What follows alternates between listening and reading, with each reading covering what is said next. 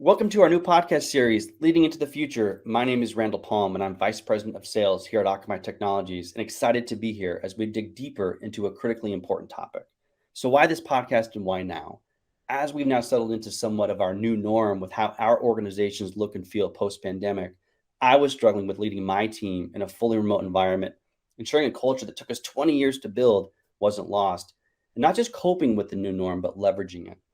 I've been fortunate enough in my career to build some amazing relationships with prominent leaders who come from different industries, backgrounds, and knew would provide unique perspective on how they're dealing with these challenges, which led to some amazing conversations. Throughout this series, I was accompanied by my friend and colleague, Kate Prouty, CIO here at Akamai, who I've worked with for over 20 years, who brought her own experience and knowledge to these discussions. If you're a leader within your organization, which can range from an individual contributor all the way to the C-suite, I promise you will find something within these discussions that either challenges your way of thinking, reinforces it, or falls somewhere in between.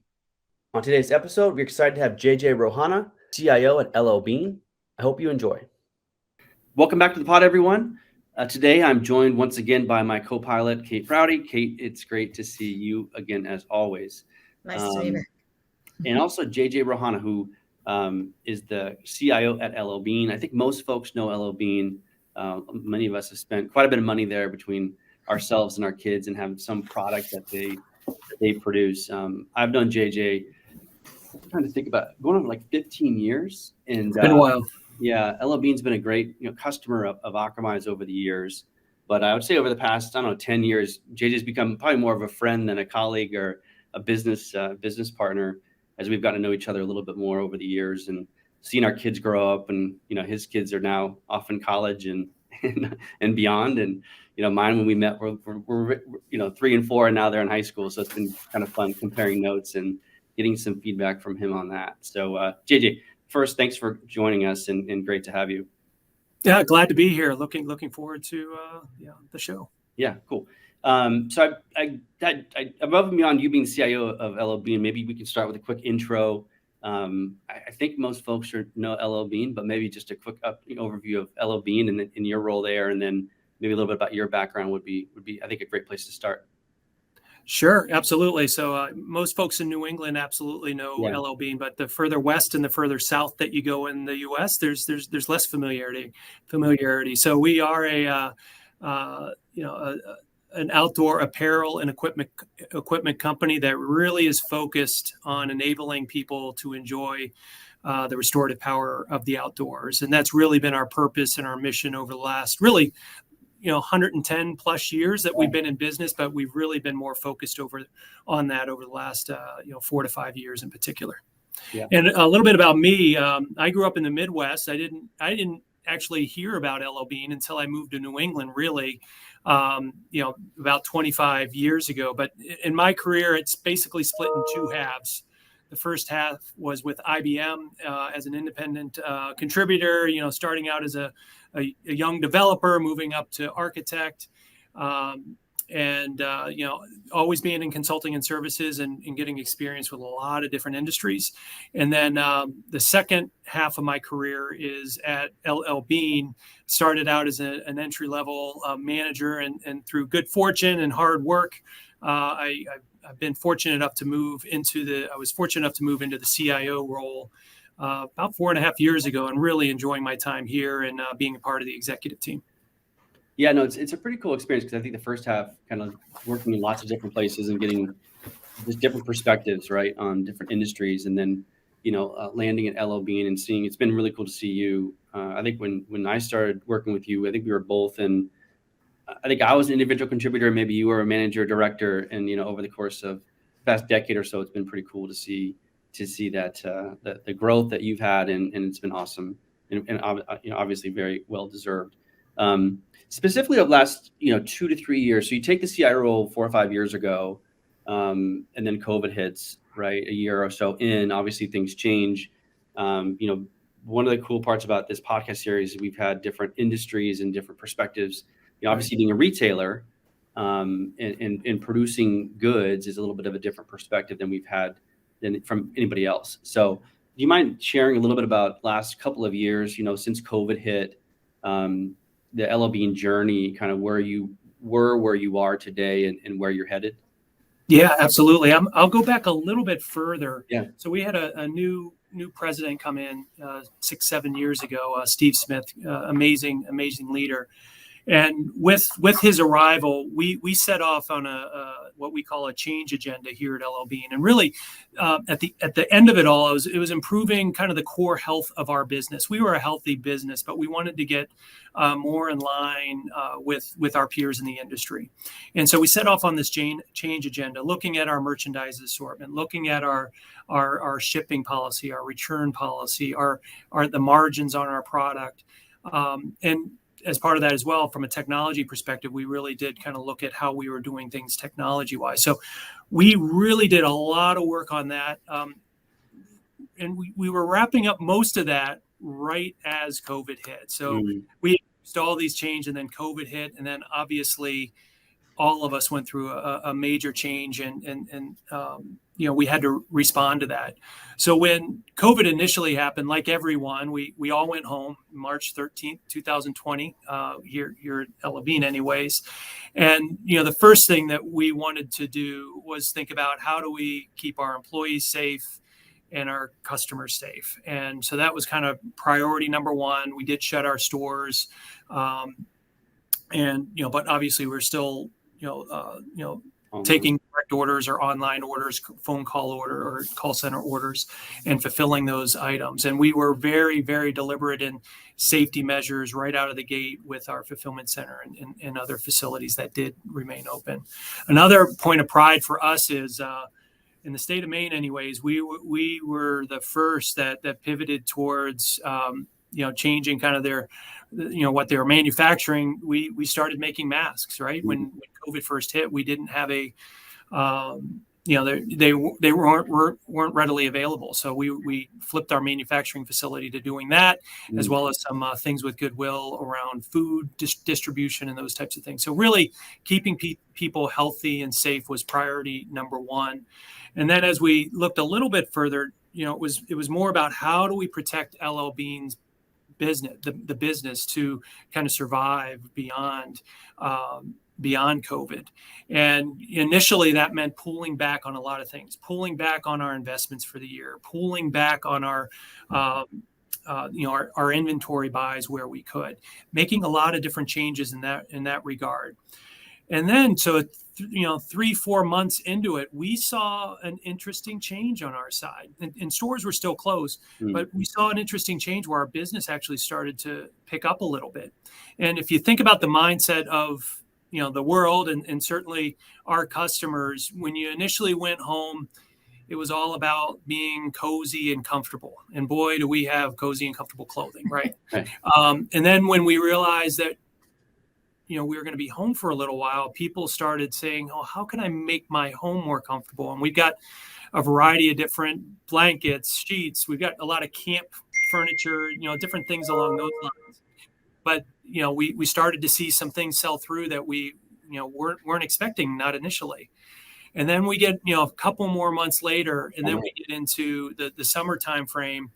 And people wanted to get outside, and there was a rediscovery of the outdoors. So you start looking at our active apparel and really a lot of the things along those lines.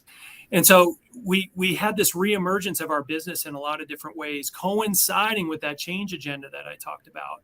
And it was really a nice opportunity for L.L.Bean. And so if you look over the last 3 years from a business perspective, we've had the good fortune of having, a rediscovery of the outdoors, which aligns right in line with our mission, our purpose. And thankfully, we've been able to, from a business perspective, have, some good years over the last few years. And, fast forward to today and kind of, again, the mindset, there's a bit of the return to real life is how we talk about it. Now, where you think about kind of, active clothing is still very popular, but just kind of what we call casual clothing. So think about, button-down shirts and vests and those types of things, chino pants, etc. We're seeing more of a resurgence. People are getting kind of used to going back into the office and, dressing kind of business casual. So it's been, that's a bit of a journey from a business perspective. From yeah, and it's really interesting to see the different, how your business was impacted. I mean, I think about ours, and Kate, feel free to jump in. doors were closed. All of a sudden, everyone's at home, and what do they want to do? They're all on the internet. And guess what we do? Like, we deliver the internet. And as traffic for gaming consoles and the OTT, over the air, Netflix and Apple Plus and all these streaming services, our traffic went through the roof on one side, but then travel, airlines, obviously, Right. on the other side. So it's really interesting to see how the different the impacts that the business had. And I think finding that, as a kind of pivoting a little bit to kind of leadership, I think everyone feeling like they had a sense of purpose, right, with what they were doing at work.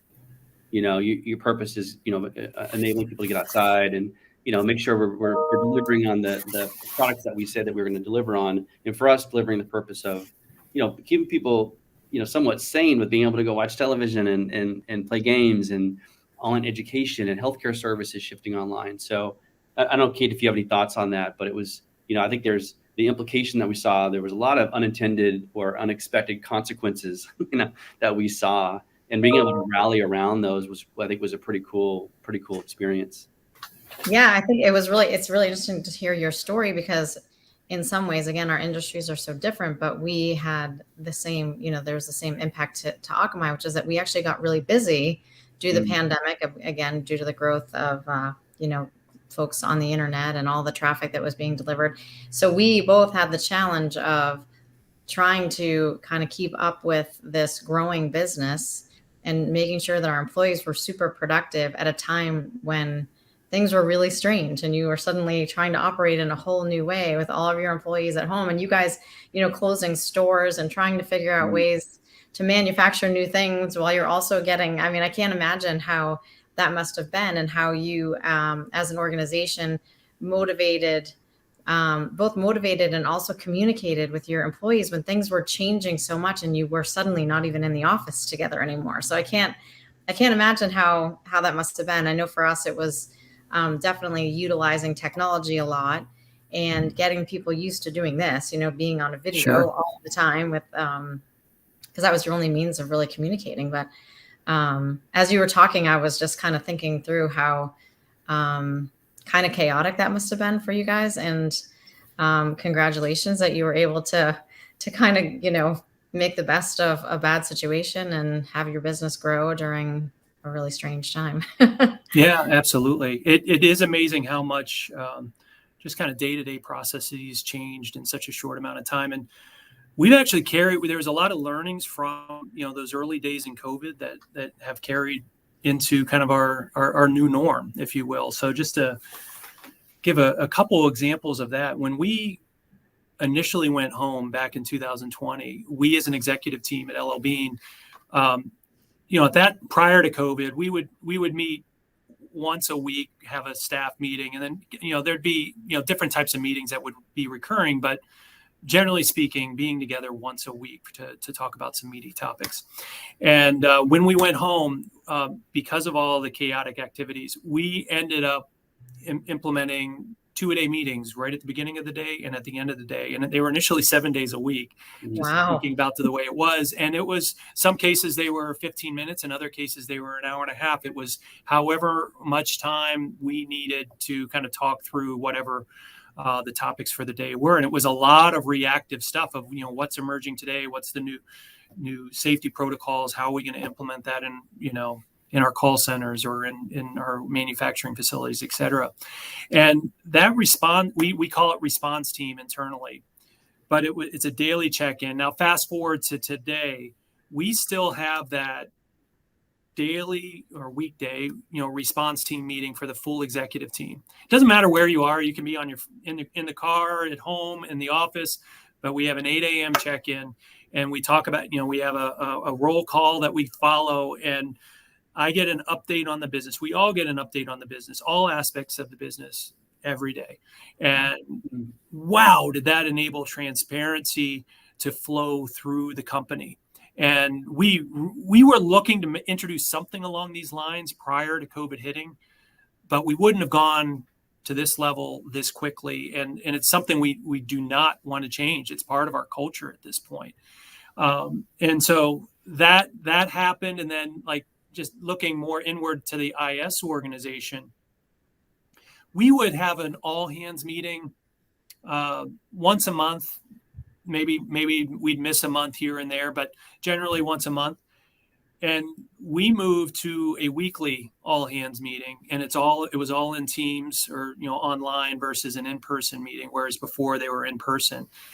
And wow, it's just been so powerful for me and other leaders in my organization to get in front of the full IS organization at Beans and really be able to share kind of how we're doing from a business perspective, what are our priorities, what's coming ahead of us, and really keeping them informed. And it's been a big way for us to change our culture to be more transparent, more empathetic, more available. I'm answering Q&A on the spot, regardless of what the topic is. If I don't know the answer, I've got a Yammer, site that is Ask JJ within L.L.Bean, and we post the question there, and then I route it to the right executive or leader within the company, and it gets answered very quickly. So it's been super powerful. We probably wouldn't have gotten there had COVID.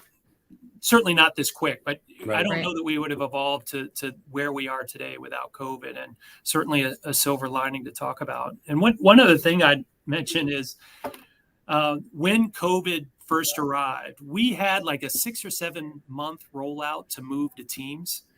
And, we were concerned just about the change management that was going to be required to teach all the different folks in the company, all different types of organizations, merchandising, supply chain, finance, et cetera. We were, kind of old school, right? We put this long plan together to roll it out. And like most organizations, we moved to Teams literally overnight, and crash courses and training, and everybody was up and running within a couple of hours, and it worked beautifully. The Microsoft stack has really served us well to being remote and so forth. But that's another thing that we learned is you can go faster. There might be some broken glass, but you can go faster. You just got to get the buy-in and be transparent around the change management. But you can go faster, and we've applied that to a variety of different things that we've done since then. Yeah, it's interesting. We were talking to a few of the conversations around not just kind of learning from COVID, but leveraging it. And there's so many positive things, and to not necessarily go back to the way you were doing things before, but if things that are working really well, continuing on doing them. And to your point, it definitely created a hard shift, and I know we still do some things today that we didn't do before in terms of transparency, communication. I think it definitely flattened things from an org perspective, at least in my world, where everyone was available and wanted to be available and wanted to be, to kind of over communicate, right, with what was going on. Kate, any thoughts on your world in terms of things that you're continuing to do that maybe you wouldn't have done or you weren't doing, or JJ mentioned more frequent conversations, more transparency, anything that comes to mind for you? Yeah, no, I think it's a lot of the same things. It's being more, I think, communicative and being more open to more people, because like you said, suddenly you're kind of on video and you're out there and people can drop a question in the chat and you're sort of on the hot seat to answer the question. So we do a lot more of the kind of full team, all hands leadership meetings than we ever did pre-pandemic. And we've, kind of maintained that as well. And I think just a recognition that, really being transparent, over communicating, being empathetic, as you said, is really key to just the success of the organization and of the health of your employees. And I think, what you described with your leadership is similar. We have kind of similar constructs within the IT organization. And it is remarkable how much quicker you can make decisions. The decision-making process has gotten so much faster because now we are kind of meeting more regularly, having these, meetings, having discussions, talking about issues that, maybe you'd spend, 2 weeks thinking about, and then setting up a meeting about, and then the meeting for the meeting. And then, it's just, I feel like the decision-making process is happening much quicker now. And this is all just, our ability to be more agile, that we were forced to be more agile as we were going through the pandemic. So it's definitely a very similar situation here that, I think to Randall's point is kind of taking advantage of of the things that we learned in the pandemic and continuing those and not falling back on our old ways. Which kind of, I don't know, Randall, if you were going to get to the question with JJ about, how they're managing the flexibility. And we obviously figured out in the pandemic that we could all work from home, and this idea of, I think the debate in the world right now of mandating back in the office or continuing to be remote. Would be really curious to hear kind of how you guys are thinking about that. Right. Yeah, you're exactly right. Everybody's wrestling that right now. What is that new norm? What is that return to the office perspective? And we developed as part of the executive team, as well as within our IS organization, just some principles around thinking about how we want to approach return to the office. And we're very deliberate with that. We shared it with our organization. And one of the core things that we talked about, and in our industry might be a little bit different than others, is we agree to be different or inconsistent, right? So if you think about our merchandising team here at L.L.Bean, the people that are developing the product, they need to be in the office to physically touch the product, get samples, do the sizing, all those types of things. So it makes complete sense that the merchandising organization is going to need to be in the office more than, say, the IS organization. We're probably kind of the largest organization, a headquarter,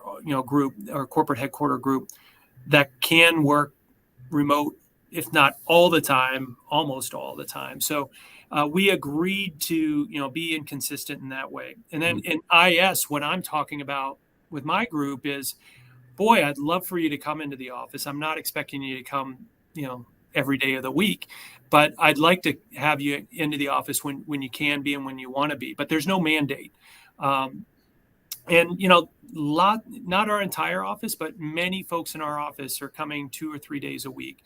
We really have approached it, and we have the good fortune of having a brand new state-of-the-art corporate headquarters, we've really tried to have the office be a magnet versus a mandate. And credit to Steve Smith for that phrase, because we use it over and over again, and we really do, through different types of celebrations, events, key meetings, etc. We want, wonderful workout, fitness room and health services, all those types of things. We want to make it easy for people to come in and be productive. But with that said, we're super flexible. There will not be a mandate coming from me unless something really changes. There's not going to be a mandate from me that, you need to come into the office a set number of days in the week.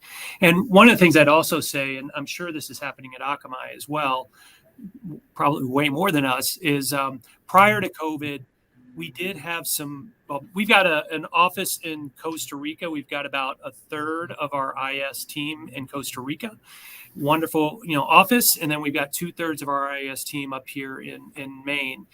And outside of that, prior to COVID, we had a handful of L.L.Bean employees that were in other states or outside of Southern Maine. And what we've seen and been supportive of since COVID is being more flexible to hire remote employees right from the get-go. So think about Ohio, think about Virginia, think about Florida. And while my strong preference is to hire somebody that's local to Southern Maine and can come into the office, sometimes those skill sets are hard to find that you're looking for. And I am open to, when you can't find someone local, let's go remote. And we've had a lot of success with that. So we've probably hired, 10 to 20 folks remote over the last couple of years, and it's working very well. And they're as much as part of the team as somebody that's here. Yeah, it's funny. You sent me a note before this pod and saying, hey, everyone, heads up, there's a parade going on in our office. So if there's a little loud, a little bit of distraction, apologize ahead of time. So, in terms of the magnet, I like that magnet versus mandate. That's kind of a cool. That's a great example. So, the parade's already come through. It was while we were doing setup, but we have a peer-to-peer recognition program. It's one program that we run annually. It's called Bean's Best. It's amazing. It varies year to year, but typically there are 10 to 15 employees that are recognized for Bean's Best. And the way you end up getting you find out about the being a winner is they have a parade. They get everybody in the facility to come together, and they literally pull the person out of the crowd, put them on a podium, and they read all these glowing reviews about the person, all the nominations around that person. The person doesn't need to do anything except stand there. Yeah, most people wouldn't be surprised and embarrassed, right, or whatever. That's right. Cool. And yeah, I think the recognition, really cool. right, is recognition, and we've been really focused on trying to because it's easy when you're working, for us remote, just to kind of work, and to stop for a minute and kind of pause and take a step back to recognize people that normally might have been in an all hands meeting when everyone's there. The other thing that I thought was interesting is that we built a brand new headquarters and then COVID hit, right? So we built a beautiful office. For those listening, Google Akamai headquarters. It's a beautiful building in Cambridge, which was kind of this 25 years of outgrowing space to build a spot, right? And you had the fortune, I guess, of being in the middle of your build when COVID hit, or right at the beginning of it. So now you've been able to actually build for a post-COVID world, right? In terms of, right. And we're refabbing our office to try to make it less, more space to kind of get together, and larger rooms. Because when people do come in, they don't want to be in an office with the door shut. They want to be with peers. So, I'm sure, Kate, if we go back and, said, hey, we had the ability to move some stuff around, we might have done things a little bit differently. It sounds like, JJ, you guys were really able to leverage that, right, to build a workspace that for the future, which was, pretty timely when it comes down, when it comes. Yeah. We made, back in 2019, the summer of 2019, we got approval from the board to really repurpose an existing building to become our new corporate headquarters. And other than the cement slab and the steel for the frame of the facility, it was a brand new building other than that. And prior to COVID, I'll be directionally right here, it was going to be like a 5 or 6 year build, because we were going to kind of live within kind of existing workspaces while the construction was happening. And we were very, very early. Think about kind of just infrastructure oriented things. Think about sewage, think about electrical, networking. We were very early in the work when COVID hit. And to your point, Randall, we were fortunate enough for a couple of things to happen. We took the bet in the summer of 2020 that, hey, we're going to be home for a while. We're going to be working from home for a while. So let's just kind of go. Agree that we're going to stay home for a couple of years so we can accelerate the development and shorten the overall time frame. That worked out beautifully, and we really didn't miss any of the office time, because everybody was working from home. And then second, to your point, we had the opportunity. It was early enough in the design cycles to be able to change some of the workspaces, the conference room sizes, the conference room technology, building more for teams and those types of things. So it's turned out to be and we officially had our grand opening just a couple weeks ago, and it's just been awesome to be in the new facility. And it's working really well for us. So we're still breaking it in. Yeah, we're trying to redo. Yeah, we're very envious of your situation. Was the exact opposite. Yeah, that's tough. Yeah, moving in November and then everybody out in March. So are you investing in kind of refactoring your space, or are you kind of living into it and seeing what new norms end up emerging? Yeah, so we're doing a little bit of both, I guess. We did a similar thing to you guys, which was we were purposefully consistently inconsistent in that we do have people that have to be in an office for whatever reason. They're either part of our NOC or they're a government worker, or there's some reason why they need to be in an office. So we sort of figured out who that population was and gave them, kind of one set of rules, if you will. And then the rest of the population, which was the vast majority, it's kind of, full flexibility. If you want to come in the office 1 day, 2, 5, whatever, sort of whatever works best for an individual. And I think it was important that we were very consistent about that, so that it wasn't like you could have one team with a manager that had one kind of mentality about, being in the office or not, and then another manager having a different mentality about being in an office or not. It's very, it's very consistent, and it's very clear that this decision is on the employee. It's not up to manager discretion, or, this is very much a flexible environment. And we too have hired people probably in locations that we wouldn't have pre-pandemic because they just weren't near any kind of headquarters, or, a lot of the work that we do was in Cambridge. So it was very Cambridge centric. But now we've got people that we're hiring all over the place, which is amazing because it sort of opens up your whole pool of talent and options. It's been really very successful for us as well. But in terms of the space, so we are trying to sublease some of that space. We have 19 floors, beautiful floors that were designed, Right. really designed with just being wholly Akamai space. We had this concept called the Akamile, so you can walk literally through the entire building, going up the stairs and through, and it ends up being a mile, to sort of like create this idea of getting exercise and activity. So obviously that's kind of going to go by the wayside, but so we're looking to sublease some of the space and then reconfigure, like Randall said. There's a lot of offices. Obviously that's not space that's going to be as well used or as needed at this point. We do need more kind of bigger spaces, bring people in, big team events.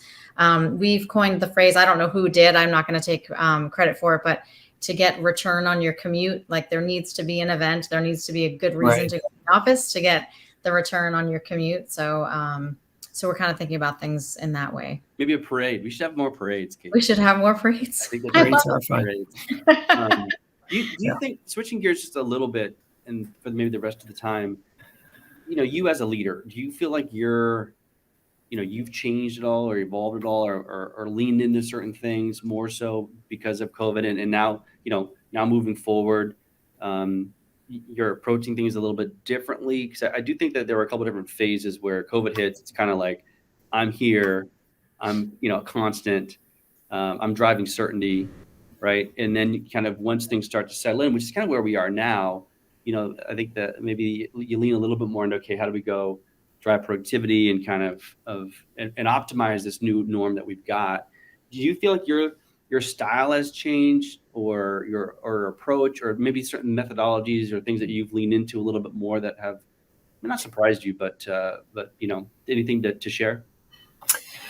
Well, when COVID happened, I was just under a year into the CIO role. So I was still a very new CIO, and I had the good fortune of replacing Gene Wilson, the former CIO who had been here for 15 years and was a wonderful mentor to me. And she had a wonderful style about her and how she connected with the team and all of that. With that said, I knew that I was wanting to operate a little bit differently. And I had started to introduce some different things, but as I was mentioning earlier, like I was able to accelerate how I wanted to operate because of COVID. So think about more transparency with the business and with my team, being more available. I was always somebody that walked the floor, a leader that walked the floor and connected with all different areas of the IS organization as well as the business, and collaborated in that way. And I had to figure out a way to do that, virtually, right, while we were all at home. And those recurring all hands meetings became a big part of how I operated. And I also started communicating a lot more with my direct reports. Now, we met a lot prior to COVID, for sure, but we just amplified that communication as well. And so I guess, in a nutshell, I'd say COVID changed me to be a more transparent, available, empathetic leader that, obviously we still need to drive for good business results and all those kinds of things. But it just kind of fast forwarded that part of my growth and my maturity. And I guess another thing to mention would be, and we talk about this as an executive team, we built some new muscles on how to pivot the business, to your point, Kate, around being agile. And, we definitely had the ability to, pivot, prior to COVID, but we didn't pivot this quickly, and we didn't, make some of those quick decisions as you're making. We accelerated decision making. We accelerated how we started moving on things, and that's something that we got pretty good at. We dialed the business down when COVID first hit, and we dialed it back up. And we've been doing that kind of year in, year out. We've added a lot more process and flexibility into how we're running the business. So, we say we built new muscles, our COVID muscles around how to run the business more effectively. Yeah, Kelly, but I like the COVID muscles, right? Like, what did you learn? What I went to the guy that has the big top and the skinny legs. He went worked on his legs, right? Kate, what about you? Yeah, no, again, I think similarly you hit on, the pandemic did, I think, create more opportunities for us as leaders to connect with all levels of the organization. And so, similar to you, I was meeting with my direct reports all the time, but really took this idea of the skip level to a whole new level, which is, we did these like little Kate Connects, and I would meet with small groups of folks from across the globe, just in little small kind of more intimate settings to ask questions, have conversations, and then did a lot more one-on-ones. Again, just talking to people, trying to think about, what they were seeing out in the business, places where they thought we could improve, things that were working well, that weren't working well, even just getting to know people on a personal level, which I have definitely continued. And I think, being an empathetic leader and connecting with the team on a personal level, I think creates a much more productive, more cohesive team in general. And again, these are things that we've just continued with. So, we do this, we celebrate anniversaries at our all hands meetings. And, I've now created this, this new tradition where if you've been at the company for 10 years and I haven't met you yet, we're having a one-on-one. And Great. So, it's a pretty large organization. So I'm like, oh, geez. But it's been amazing. I've met people who, who I never would have met, honestly, otherwise, just by virtue of the fact that, we created this tradition during the pandemic and we've continued with it. And it's easy, you can set up a call. It doesn't require a big meeting or sitting down and having lunch or coffee. It's just, a half hour. Hey, thanks for all of your contributions and tell me a little bit about your journey. And it's, it's been really cool. So that's great. A lot of good. Yeah. Yeah, I think, we were talking to Brooke Colangio. He was saying he's much more of a compassionate leader. We were talking about SCARF and how everyone, just really leaning into a little bit of methodology as well as just kind of, what's becoming intuitive as a leader to be more transparent and whatnot. So it's been interesting to talk to different people about what they've taken away. And again, I like that concept of kind of a COVID muscle and, what did you build, and what can you now leverage moving forward, not just learn from it, but actually do some of that work. So cool. Well, I think we're about up on time.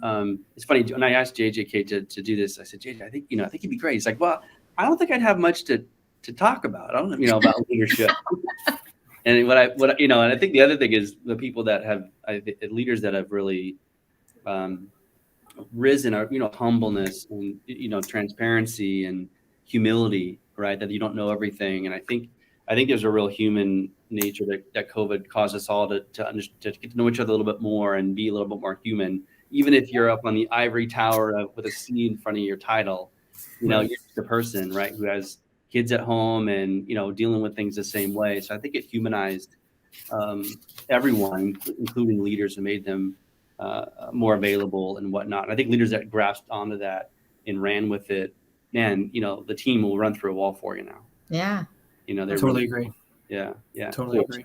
Well, JD, thanks again for time, Kate. It was always good to get your input and see you. And with that, we will wrap the pod and hope everybody has a great rest of their day. Thanks. Awesome. Thank you both. Good to see you.